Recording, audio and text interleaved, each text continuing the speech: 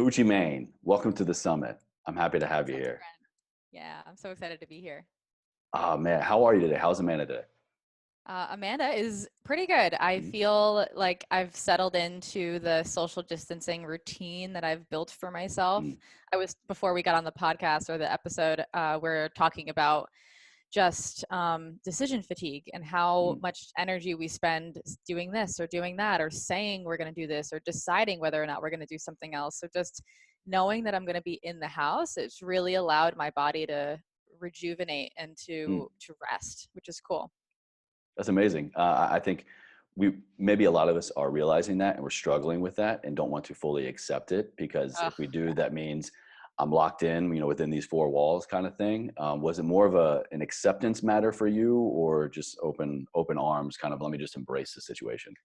Yeah, that's a good question. At first, there was definitely a little bit of resistance and Mm. denial. And I think that's like the stages of grief anyway. I forget the actual stages, but I know the beginning one Yeah, is they're denial. in there. Yeah.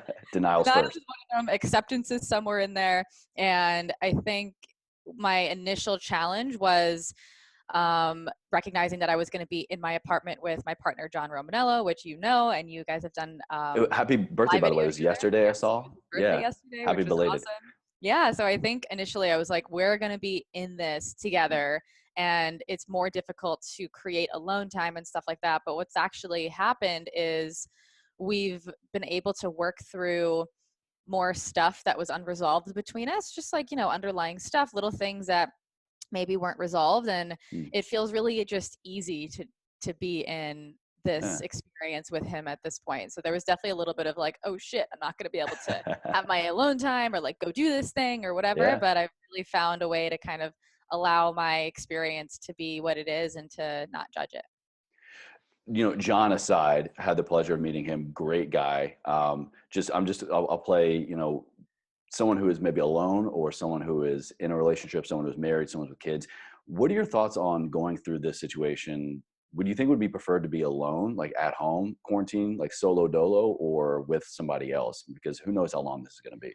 Yeah, I think it really depends on how people entered the social distancing slash Mm, quarantine situation. I think it depends on where you're at in life. Like some people were at a place in life where maybe they were in a relationship they didn't want to be in and they were living with someone and now they mm. can't get out. Or maybe Literally.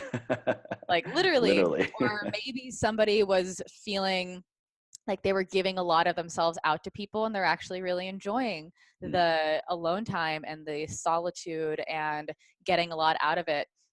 Some people might be feeling like they are not being given what they mm, needed and they're being given something that's really difficult and challenging to accept. And some people feel like I was given exactly what I needed based on how I entered. So mm. I think there's so many variables. I think with home life, there's a lot that Oh, can yeah. there's a lot that exists in the home. There's a lot of energy. Yeah. There's a lot of memories, stories, like the way that you look at your home. There's stuff in certain areas, right? So Yeah. being confined into your four walls, wherever you actually are, I've noticed for myself and for so many other people, I could imagine it's just revealing whatever's Mm, in there because yeah. you have to sit with it and it's like mirroring itself back to Staring you you in and the you're like face. Yeah. can't go anywhere.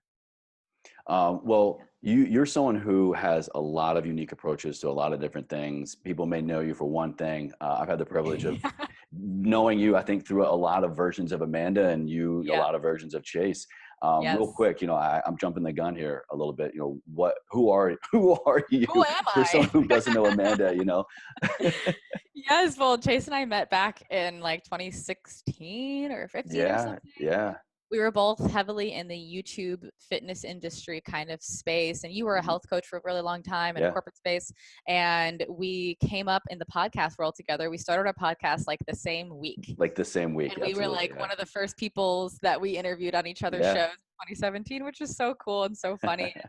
Yeah. So my background started in fitness. I was 21 through 23 when I was sharing my fitness journey of bodybuilding competitions and powerlifting and body image and supplement companies and clothing companies and like all of the All the stuff in fitness that things. Yeah. like little corner of the universe on the internet.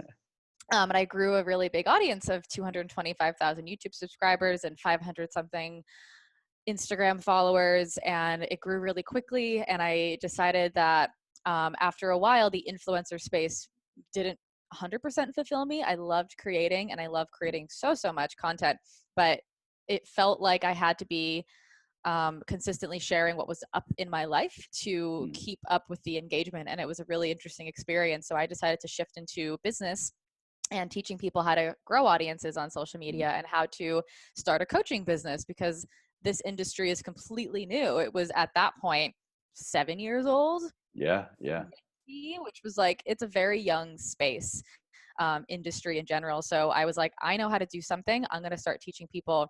And since then, I have been investing in masterminds, business coaches, education and digital marketing. I've just been observing people and their A patterns and sponge in a lot of how they ways. Yeah. interact on social media and in their businesses so much. And I've taught 300 plus clients myself in business, and I've had tons of different online customers in my different courses and stuff. But the thing that I really came to was that business, social media, fitness, it's all a personal development journey and Mm. understanding who you are and becoming more of yourself. And that's what I've really done in all of the iterations and versions of me Yeah. that have been displayed outward in the world. There's just been so many, because I feel like I've grown so fast because of the constant feedback. And now I'm in spiritual psychology school, which is really amazing and Which is so interesting. cool, by the way. Yeah. Yeah. I've really Yeah. enjoyed seeing your content around that.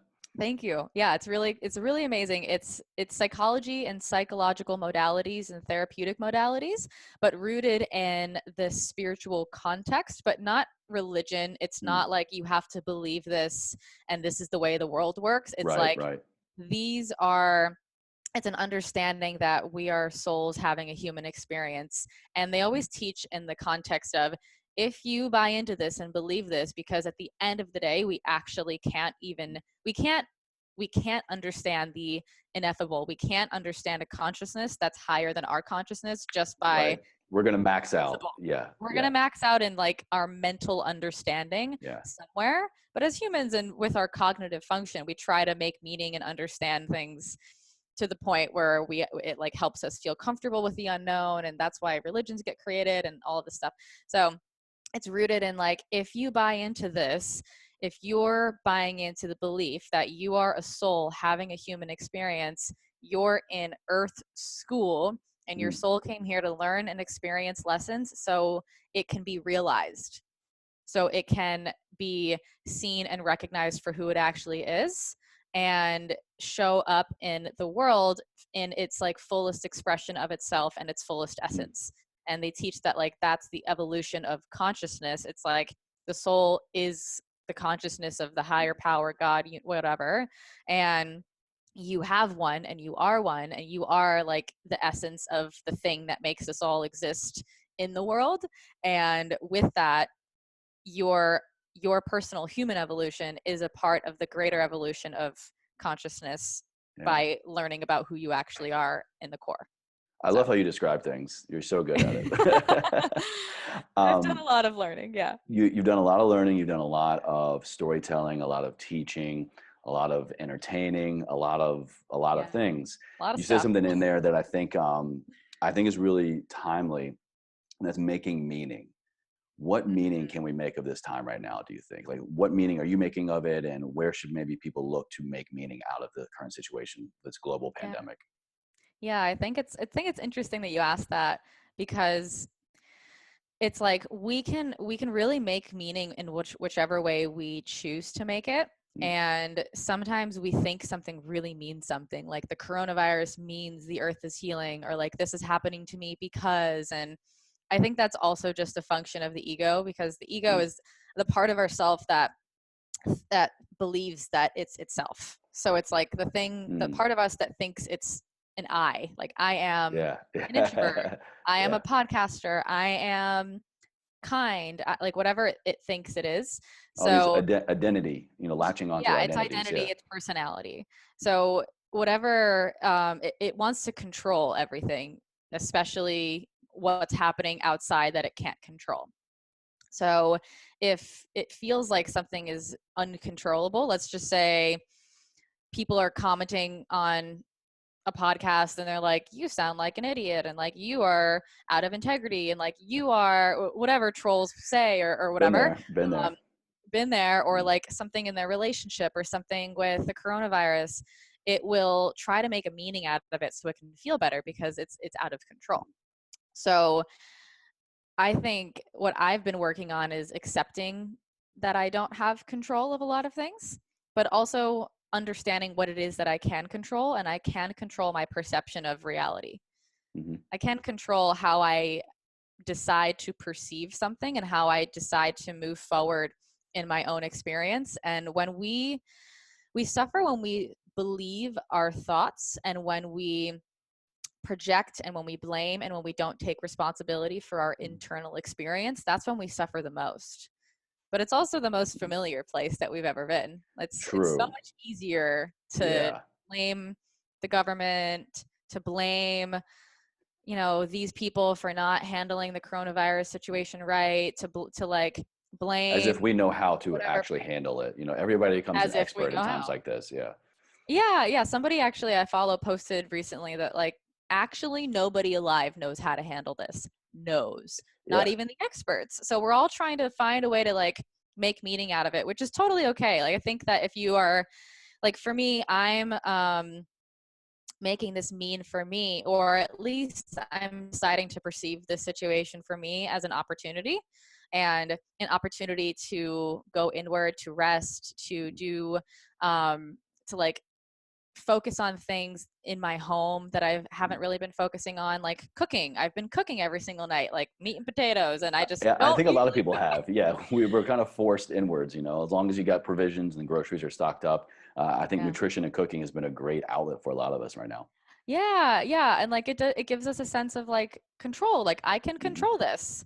But also I think more and more people are experiencing an acceptance of themselves even in a challenging situation. So it's Hmm. like as much as we try to cling to control, like I'm going to work out better during this quarantine. I'm going to eat better. I'm going to work on my business. I'm going to create more content. Like, yes. And we Uh-huh. have to let ourselves be where we're at emotionally, energetically. We could be feeling a lot of the energy of the suffering of the world. We could be just like tired or stressed or anxious because of our experience of Hmm. something. So the word that's been coming to me to share is acceptance, is self-compassion, and acceptance of the unknown, and self-compassion for where we're actually at.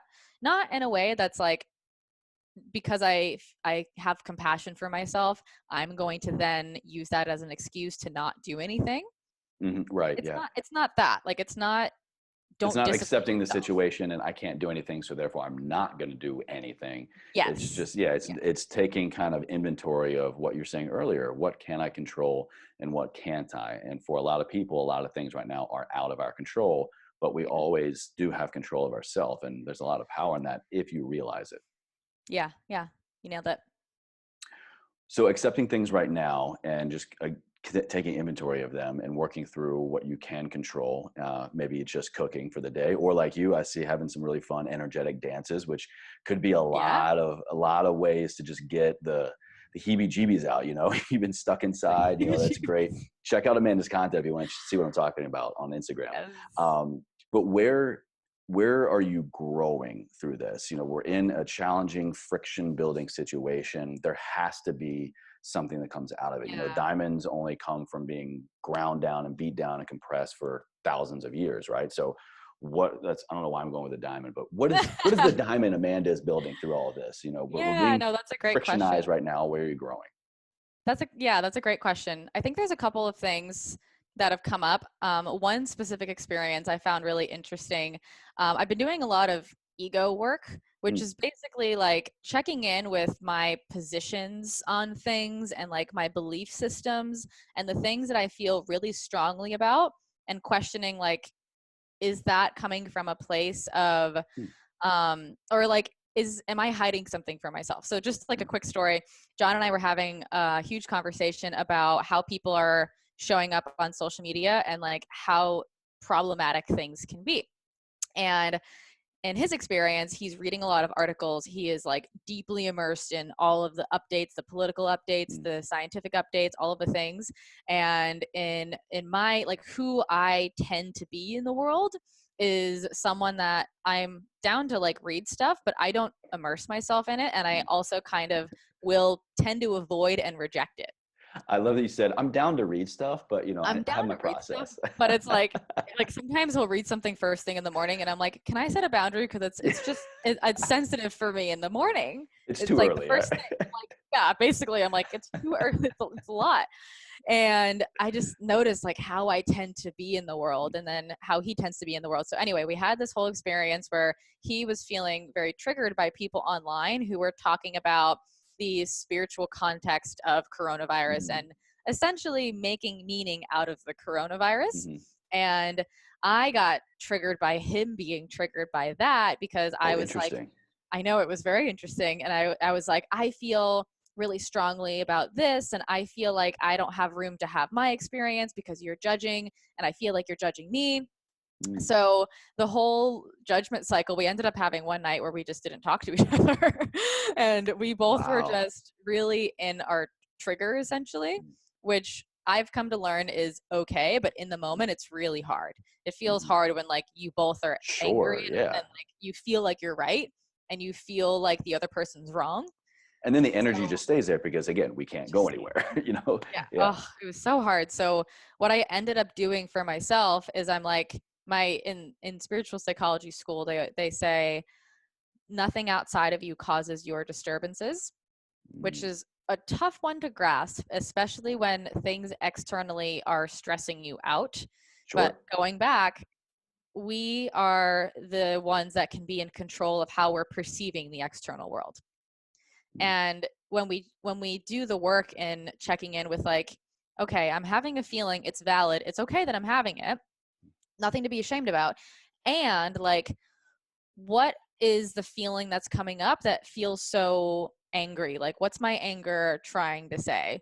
Mm. And what's like the energy around the position that I'm taking? So I Incredible. was like, Yeah.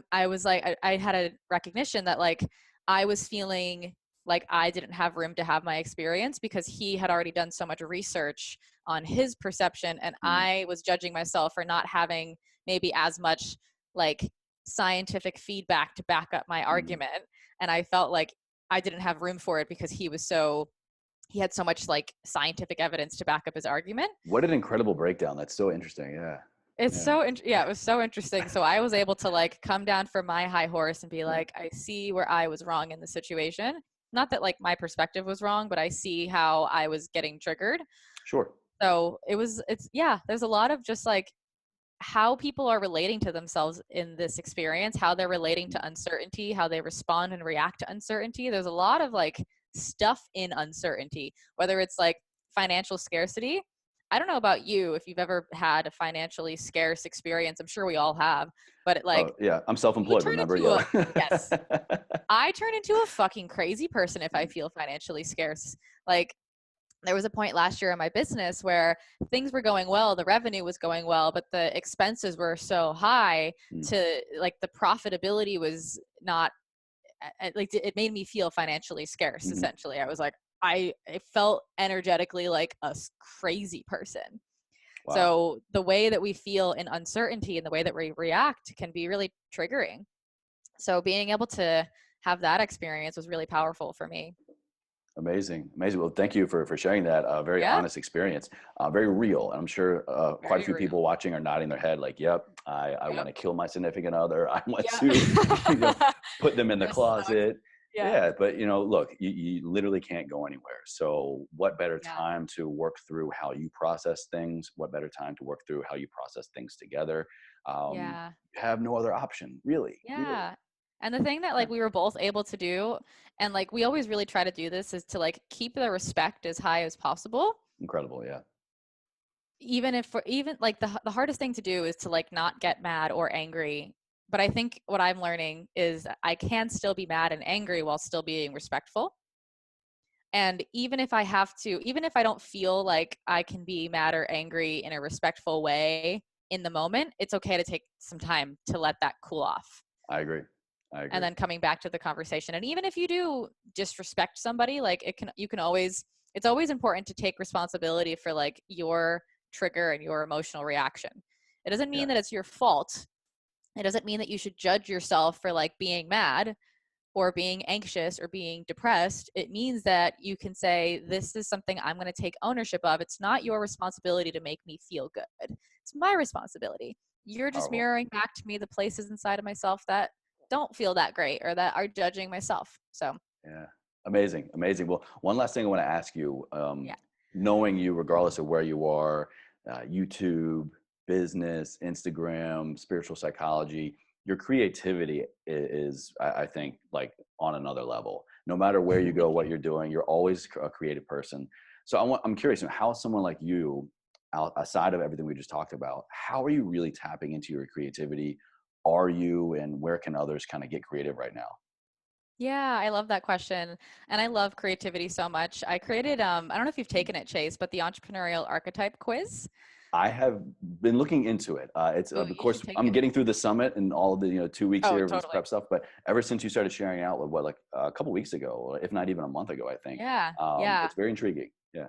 It's really cool. And I'm developing like so much content around that right now because I've learned for myself and my own experience of myself um, that who I am at the core is okay. Right. So Mm, it's like mm, I learned that there's 4 different archetypes that online entrepreneurs can fall into, and it's the creator, coach, teacher, and entrepreneur. And the creator is like the one that has all the ideas, the one that is like they get so much value from their creativity that mm, like that part of themselves feels like who they are. The teacher is the one that is creating frameworks, methodologies, taking certifications, learning, reading a lot of books. They're equally the student as they are the teacher, mm, and they share content and information.